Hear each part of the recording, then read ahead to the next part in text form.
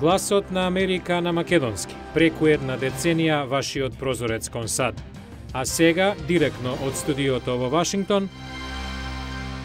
Добро вечер. Го гледате ТВ журналот News Flash на Гласот на Америка на македонски јазик, а јас сум Лилица Китановска.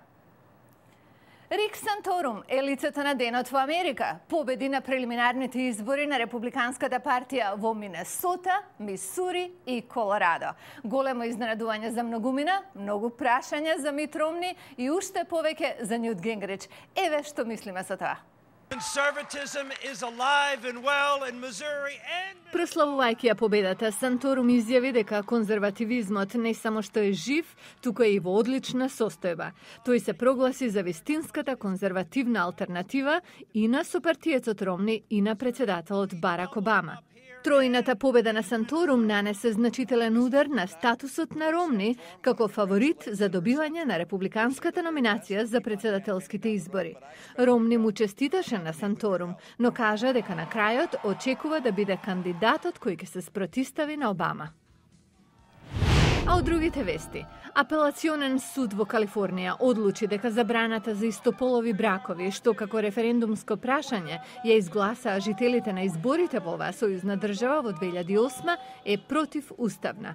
Судиите во вчера донесената одлука наведуваат дека забраната, позната под името Предлог број 8, не содржи ништо друго освен снижување на статусот и човековото достоинство на хомосексуалците во Калифорнија. Двајца судии во советот што ја донесе одлуката гласа за, а еден против. Судијата кој беше против образложи дека владата би можела да има и легитимна причина да го ограничи стапувањето во брак на лица од ист пол. Хомосексуалните двојки не ќе можат да склучуваат бракови во Калифорнија додека трае процесот на обжалување. Склучувањето на такви бракови во моментов е дозволено во неколку сојузни држави и во главниот град Вашингтон. А сега да видиме што се случува во Холивуд, а врзано со најновите настани.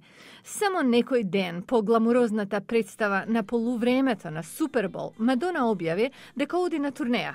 53-годишната поп икона започнува во Тел Авив во мај и ќе има вкупно 90 шоуа. Други звезди го растураат Твитер со радосни пораки во врска со одлуката на Федералниот жалбен суд за поништување на калифорниската одлука за забрана на склучување истополови бракови. Дури и фиктивната двојка Камерон и Мичел од телевизиската серија на ABC Модерно семејство пишува: како може да не сакате да бидеме во брак? И конечно, честитки за Роберт Дауни Джуниор. Неговата сопруга се породи со бебето Екстон Илајас. И тоа е се од Холивуд. Во САД завршува се поголем број на фалсификувана стока, особено пред големи спортски настани како што беше неделното финале во американски фудбал, велат од одделот за домашна безбедност.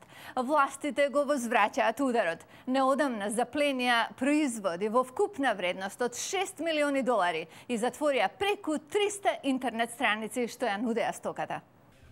На прв поглед, за обичниот купувач, производите во оваа спортска продавница во Форт Вейн, Индијана, се во ред. Но не и за федералните агенти кои се борат против напливот на фалсификувана стока. За нив ова е полн погодок. Открија полни кутии со лажни дресови. Анастасија Данајас е адвокатка во Националната фудбалска лига. Вели, лажните производи ја чинеле незината организација милиони долари. Last year alone, we saw upwards of $14 million in counterfeit. Само минатата имаше пораст на фалсификувана стока во вредност од $14 милиони. Тоа е само за планетата, а не веќе продадена стока. На меѓународниот аеродром во Бостон, агентот на царинската и погранична контрола Брајан Хенке ги прегледува сомнителните пратки. Some of the stuff is easier to catch than others.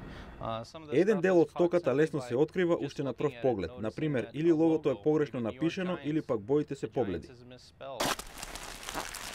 Напливот е најголем пред поголеми настани како финалето во американски фудбал Супербол. Хенке апелира. Се насе купувачите треба да внимаваат. Или, ако наликува премногу добро за да биде вистинито, неверојатно е фалсификат.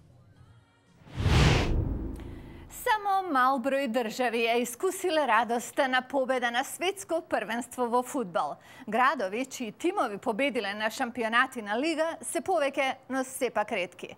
Во неделата, Нью Йорк Giants победија на годишниот Супербол, шампионат на американски фудбал. Што направи Нью Йорк за нив? Гледајте во приложение. Околу 1 милион навивачи за Нью Йорк Giants вчера излегоа на улиците на Долен Менхетен за парадата по улицата Бродвеј. Со конфети, хартија од канцеларии и тоалетна хартија што врнеше од облакодерите. Победничкиот тим парадираше на бродови на тркава среде извиците на радосната толпа. Дени, локален припадник на обезбедувањето, вели дека воодушевувањето од победата е награда за лојалноста кон тимот. Има чувство на гордост за оние кои го сакаат победничкиот тим и за оние кои едноставно го сакаат спортот.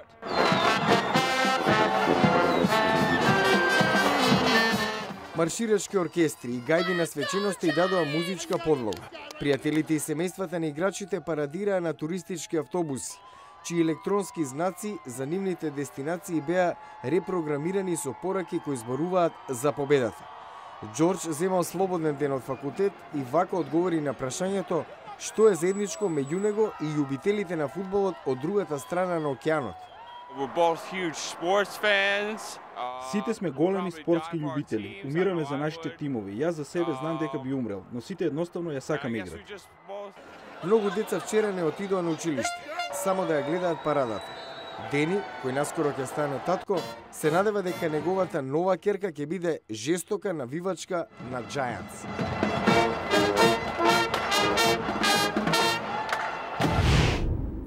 Пет дами се надпреваруваат. Само една ќе си замине дома со Оскар.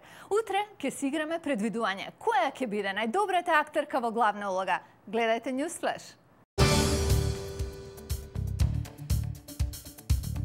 Мишел Вилијамс, Руни Мара, Глен Клоус, Мерил Стрип и Виола Девис. За која гласате? Видете утре дали се согласувате со нас.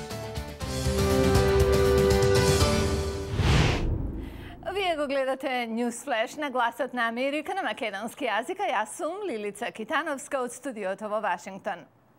Ви благодариме што бевте со нас, со желба да имате пријатна вечер. Ве потсетуваме и да не следите и на интернет. Адресата е гласнааmerika.com. До гледање.